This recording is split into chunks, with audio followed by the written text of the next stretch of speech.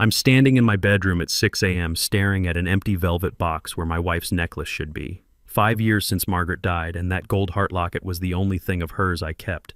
Everything else I gave away because it hurt too much. My name's Robert Thompson, I'm 67, and I thought I knew my family. Turns out I was wrong. Downstairs, my daughter Lisa's yelling about breakfast. Her husband Dave's watching TV, volume cranked up. Their daughter Ashley's on her phone complaining about Phoenix. They moved in 4 years ago after Margaret's funeral, said it was to help me through grief. That was 48 months and about $40,000 ago. Today would have been Margaret's 72nd birthday. We were married 42 years before cancer took her. I had this tradition. Every year on her birthday, I'd sit with her necklace. Remember when I gave it to her in 1983? She wore it every single day after that. I'd dump out every drawer, check under the bed, behind the dresser, in coat pockets. Nothing. That shaky feeling from the hospital when Margaret was dying starts creeping back. I head downstairs. Lisa's chopping vegetables angrily. Dave hasn't moved from the couch. Ashley's sprawled on the stairs. "Lisa," I say, "have you seen your mother's necklace?" She doesn't look up. "What necklace?" "The gold one with the heart locket. It was in my dresser." "Dad, I'm busy. You probably misplaced it." "I didn't misplace it. It's gone." She sighs, that sound that makes me feel like I'm bothering her in my own house. "Well, I haven't seen it." Something in her voice doesn't sound right. Too casual. "Lisa, that necklace was your mother's most treasured possession." "Was just sitting there doing nothing," Dave calls from the living room. "Margaret's dead, Robert. Dead people don't need jewelry." The words hit like a slap. Ashley laughs from the stairs. "Not mean, exactly. Just empty." "Your grandmother wore that every day for 42 years, I tell Ashley. She shrugs. "So? Now someone else can wear it." "Circle of life, Grandpa." I look at these three people, and something cold settles in my stomach. None of them think there's a problem here. "Lisa," I say quietly, "what happened to the necklace?" She finally stops chopping, sets down the knife, turns to face me with eyes that used to light up when she was 5. Now they're calculating. "I sold it," she says. "Desert Gold Pawn on Thomas Road. We needed money for Hawaii. My daughter sold Margaret's necklace." "You what?" "We needed $800 for the trip. You said no when I asked for money, so I found another way." No apology, no recognition she'd done anything wrong. "It was just collecting dust, Dad." I stand there and look at my daughter. When did she become this person? Dave turns around, scratches his belly. "Look, Robert, we've been taking care of you for 4 years. That necklace was payment for services rendered. Services rendered. Like I'm some charity case instead of the man paying their groceries, utilities, and car insurance. That necklace was all I had left of her." "You have pictures," Dave says. Ashley giggles. "Grandpa, you're being dramatic." I walk to my bedroom, close the door, sit on the bed. The empty velvet box is still open. I pick it up, close it, open it again. My hands aren't shaking anymore. That surprises me. I sit for 20 minutes thinking. Margaret always said I was too trusting. "Robert," she'd say after Lisa called asking for money, "sometimes people show you exactly who they are. Believe them the first time." Margaret saw this coming. Even before she got sick, she worried about Lisa's attitude toward money. I defended Lisa back then. Margaret would give me that look, loving but sad. I pick up my phone, Google pawn shops Phoenix, Arizona. Start calling. The first 3 shops don't have it. The 4th shop, Desert Gold Pawn. Harold answers. "I'm looking for a gold necklace with a heart locket," I tell him. "Sold yesterday by my daughter." "Yeah, I remember that piece. Beautiful 14-karat chain. Your daughter said it belonged to your late wife. That's right. I'd like to buy it back, no problem. Gonna cost you $900 though." $900. Lisa got $800. Now I pay $900 to get my wife's necklace back. But I don't care about the money anymore. I'll be there in 30 minutes. I drive down Thomas Road, past strip malls and auto shops, thinking about the first time Margaret wore that necklace. Our 2nd anniversary dinner at a little Italian place.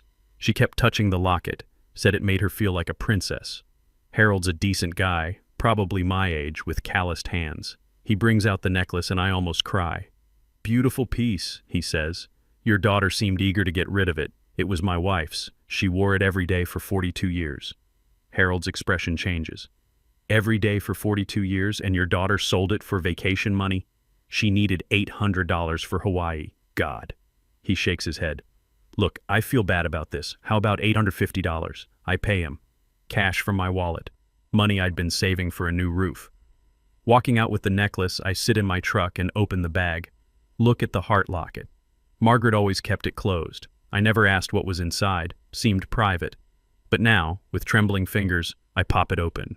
There's a tiny piece of paper inside, folded so small I can barely get it out. I unfold it carefully. In Margaret's handwriting, Wells Fargo Safety Deposit Box 247. Password, Roberts Magnolia 1983. There's more than you know. Don't let them take everything. All my love, M.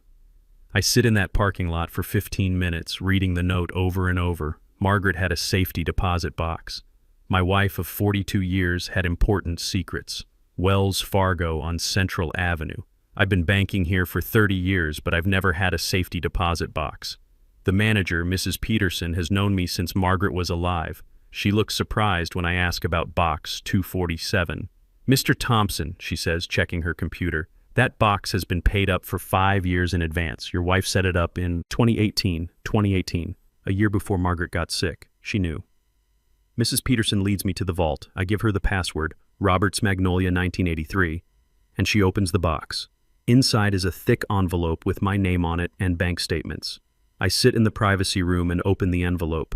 My dearest Robert, the letter starts. If you're reading this, then something has happened to me and you've found my note in the locket. My vision blurs.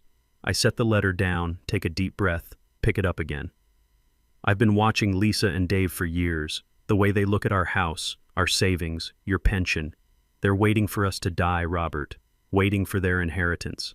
I stop reading, look around the small room. I opened this account in 2018 and started moving money here. $500 a month from our joint checking.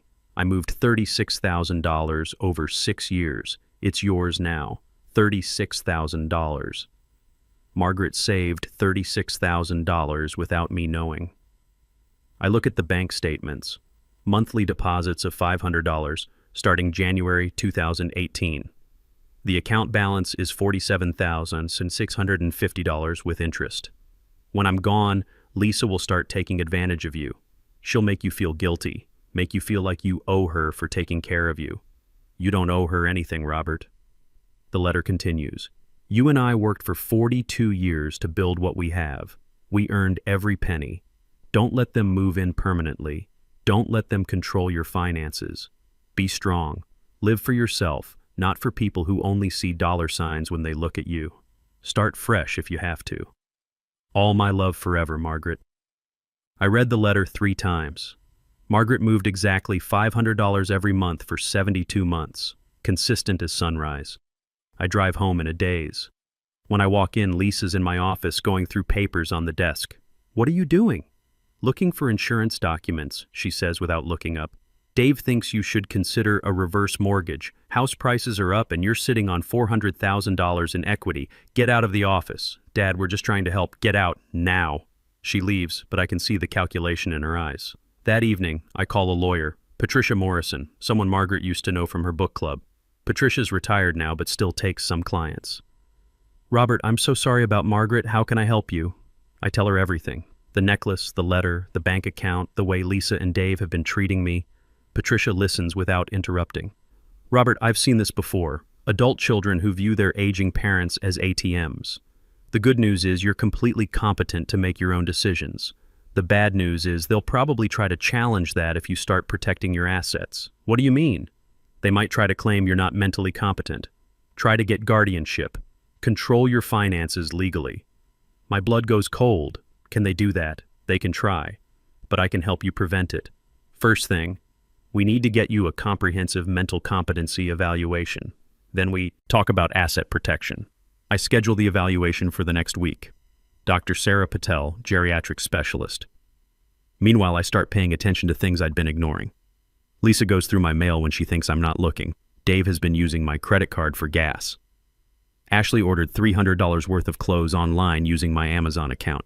They're not just taking advantage, they're stealing. The competency evaluation takes 3 hours. Memory tests, cognitive assessments, psychological evaluation. Mr. Thompson, she says, you're cognitively sharp, emotionally stable, and fully capable of managing your own affairs. That night at dinner, Lisa brings up the reverse mortgage again. Dad, you're sitting on $400,000 in equity. You could access that money, enjoy your retirement. I am enjoying my retirement. But think what you could do with the cash. Travel, maybe buy a condo somewhere warm. Dave nods eagerly. My cousin got a reverse mortgage last year, got $200,000 cash, still lives in the house.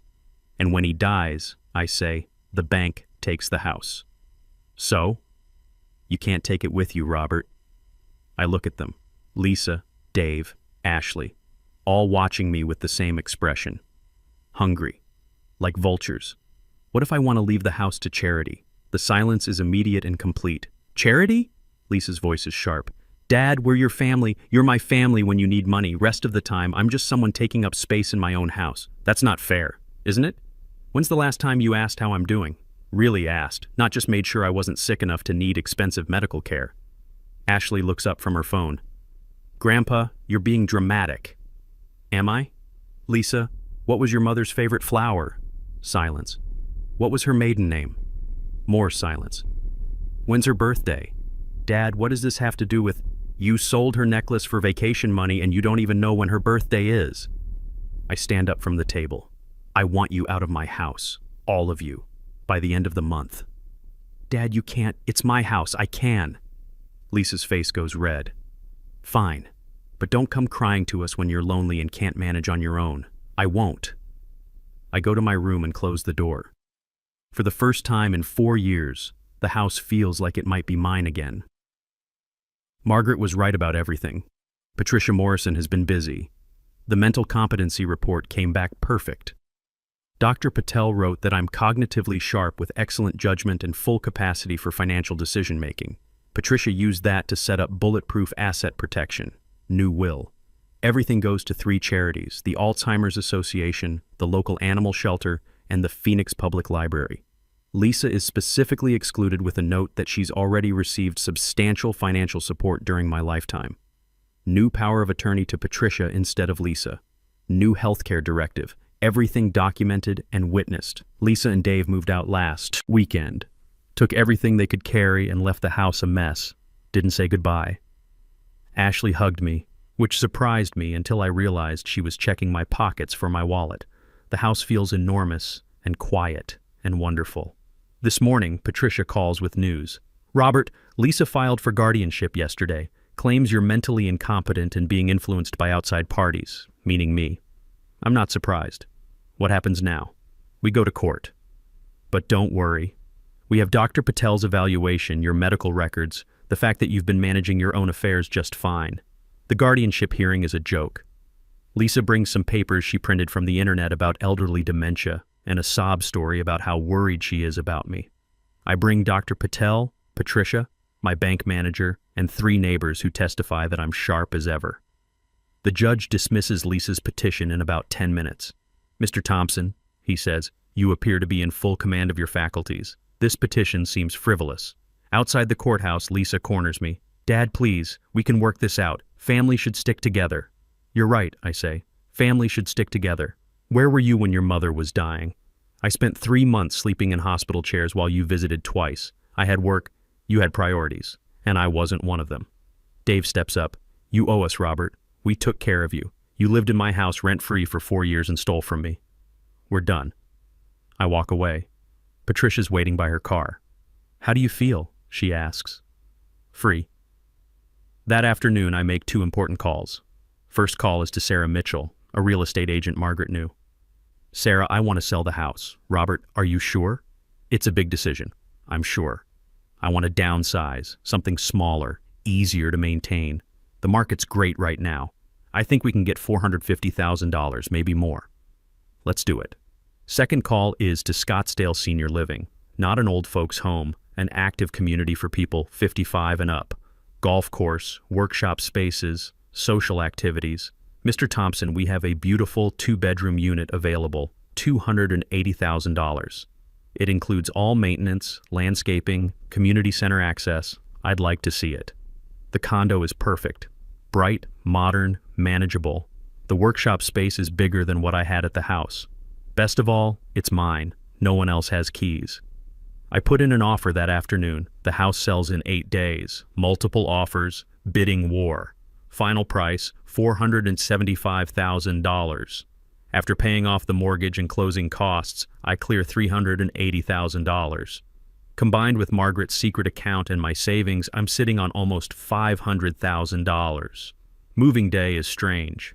42 years in that house. So many memories, but also so much sadness, especially the last 4 years with Lisa's family there. I keep Margaret's necklace, her photo albums, my tools, my books. Everything else gets donated or sold, starting fresh, like Margaret suggested. The new place feels like the new hotel at first. Too clean, too quiet, but after a week, it starts feeling like home. I set up my workshop, hang Margaret's necklace in a shadow box where I can see it every day. 2 weeks in, my doorbell rings. It's Lisa. "Dad, please, we need to talk." "No, we don't. I made mistakes. But we're family. That has to count for something." I look at her through the screen door. She looks tired, stressed, probably running out of money. "Lisa, you sold your mother's necklace for a vacation. That tells me everything I need to know about your priorities. I'll buy you another necklace. It's not about the necklace. It's about respect. You had none for me, none for your mother's memory, none for the work I did to build what we had. So that's it? You're just cutting me off?" "I'm not cutting you off. I'm protecting myself. There's a difference." She starts crying. Real tears this time, not the fake ones she used when she wanted money. "Dad, please. We're struggling. Dave lost his job. Ashley needs college money. You're 47 years old, Lisa. Figure it out." I close the door and walk back to my workshop, start sanding a jewelry box I'm making. The rhythm of the work calms me. That evening I call my old friend Dennis. We used to play chess before Lisa's family moved in and took over my life. "Robert, how are you doing?" "Better than I've been in years. Want to come over for chess this weekend? I thought you'd never ask." Saturday afternoon, Dennis comes over. We play chess on my new patio, drink beer, talk about everything except family drama. It feels normal. It feels good. "This place suits you," Dennis says. "You look relaxed." I am relaxed, for the first time in years. I tell him about Margaret's letter, about finding my backbone, about choosing myself over obligation. "Good for you," he says. Margaret was the smart one. Yeah, she was. That night, I sit in my living room looking at Margaret's necklace in its shadow box. The gold catches the lamplight, glowing softly. She saved me twice. Once by loving me for 42 years. Once by giving me permission to save myself. I'm 67, I've got health, financial security, and self-respect back. For the first time since Margaret died, I'm excited. My phone buzzes. Text from an unknown number. "Dad, this is Ashley. Can we talk?" I delete the message and block the number. Some bridges are meant to be burned. 3 months into my new life, I'm standing in my workshop at 7 a.m., coffee in hand, looking at the jewelry box I've been making. Oak with dovetail joints, requiring precision and patience. The kind of project Margaret always said would keep me sane. She was right about that too. I apply wood glue carefully, fit the pieces together, clamp them to dry. When it's finished, I'll give it to Patricia. Small thanks for everything she's done. The doorbell rings. Through the peephole, I see Dennis holding a chess set. "You're early," I say, opening the door. "Couldn't sleep. Figured you might be up." He grins. "Ready to lose again?" We set up on my patio. The Arizona morning is cool. Perfect. Dennis opens with his king's pawn. I respond with the French defense, Margaret's favorite opening. "You've been playing better lately," Dennis says, moving his bishop. "I've been thinking clearer lately. Amazing what happens when you get rid of toxic people." I take his bishop with my knight. Patricia says Lisa tried to contest the will last month. What happened? Judge threw it out. Said she has no standing since she's explicitly excluded. Dennis whistles. She's not giving up easy. She's running out of money. Dave's still unemployed. Ashley's community college tuition is due. Not your problem anymore. No, it's not. We play in comfortable silence for a while. Birds chirping, distant traffic, the satisfying click of chess pieces on wood. This is what mornings should feel like. Dennis puts me in check with his queen. I castle to safety.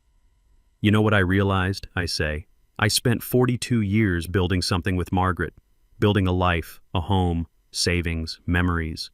Lisa saw all that as her inheritance, like we built it for her instead of for us. That's the problem with inheritance culture. Kids start counting their parents' money before the parents are even sick. Margaret saw it coming. That's why she hid the money, why she wrote that letter.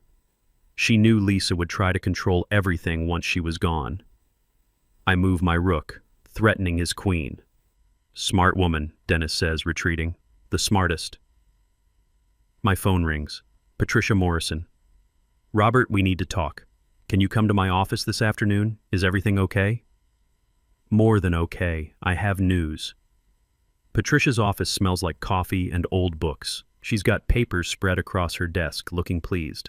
Remember that property development company that's been buying up houses in your old neighborhood? Vaguely. They want to tear down your old house and build condos. The new buyers are willing to sell for $650,000. My mouth falls open. $650,000? The buyers would make $175,000 profit. But here's the thing. They can't do anything without clear title. There's a lien on the property. A what? Lisa never paid the property taxes she owed from when she lived there. $8,500 in back taxes, penalties, and interest. The county filed a lien. So what does that mean? It means the sale is tied up until the lien is resolved. The buyers are furious. They're threatening to sue Lisa for non-disclosure. I start laughing. Can't help it. There's more, Patricia says. Dave filed for bankruptcy last week. Lisa's facing a lawsuit from the buyers. And Ashley got arrested for shoplifting. Jesus, karma's a funny thing, Robert. That evening, I'm back in my workshop putting the finishing touches on the jewelry box. The wood gleams under the shop light, golden like Margaret's necklace. Margaret would have loved this. She always said I did my best work when I was calm. The necklace hangs in its shadow box in the living room, catching the evening light. I walk over, touch the gold chain gently. Thank you, I whisper. My doorbell rings again. Sarah Mitchell, my real estate agent. Robert, I have something for you. She hands me an envelope. Final commission check. Bonus clause if the house sold over asking price. Inside is a check for $2,500. After she leaves, I call my financial advisor. Jim Henley, someone Patricia recommended. Robert, how are you settling into retirement? Better than expected. Listen, I want to set up some charitable giving, monthly donations. Excellent. What organizations? The Alzheimer's Association, the Phoenix Animal Shelter, and the Public Library. $500 a month each. That's $1,500 a month. I can afford it. I'll set it up. Automatic transfers starting next month. Saturday night, Dennis comes over for dinner. I've learned to cook simple things. Grilled chicken, roasted vegetables, salad. It tastes good when not eating in tension. You seem different, Dennis says over beer. Different how? Lighter. Like you're not carrying the world on your shoulders anymore. I think about that. I spent 5 years after Margaret died feeling guilty about everything. Guilty for being alive when she wasn't. Guilty for not giving Lisa enough money. And now I realize guilt was just another way of letting other people control me. We sit on my patio as the sun sets over the Scottsdale Mountains. Orange and red sky, desert silence, the kind of peace I never had when my house was full of people who saw me as an obligation. You know what the best part is? I say. What? I wake up every morning and the day belongs to me. No one's going through my mail, no one's using my credit cards, no one's making me feel bad for existing. Dennis raises his beer. To Margaret. For having the wisdom to save you from yourself. To Margaret. We drink, watching the stars come out over Arizona. Tomorrow I'll finish the jewelry box. Next week I'll start a new project, maybe a rocking chair. The future stretches ahead, unscheduled and mine. For the first time in years, that feels like more than enough.